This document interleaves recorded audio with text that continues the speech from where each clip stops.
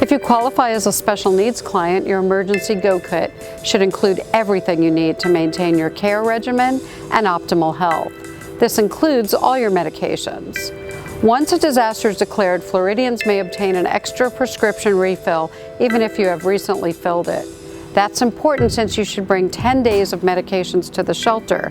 Ideally, bring the original pill bottle since it has your name, the prescription number, the medication name and dosage, as well as the names of both the pharmacy and your physician. If you need special food or medical supplies, bring those with you. Have enough oxygen to get you to and from the shelter safely, and don't forget, bring your concentrator or nebulizer. While packing, grab your glasses, hearing aid, and batteries, wound care supplies, prosthetics, walker or wheelchair, along with a pair of socks and closed-toe shoes.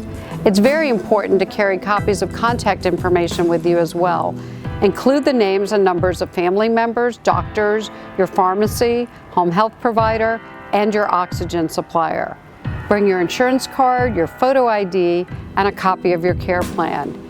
If you have a Do Not Resuscitate form, pack the yellow original form. The most important thing you can bring is your caregiver. A cot will be assigned to you, so ensure the person taking care of you brings their own small air mattress. Bring supplies for your service animal if you have one, and watch our Pet Inclusive Kit video so you know what to pack for them. Planning and preparing ahead of time can help lower your stress level and will keep you organized. That allows you to remain healthy during an emergency. There is no bedside nursing care at the shelter, but there will be assistance available. Planning on your part ensures a smoother stay, so pack that special needs go kit now.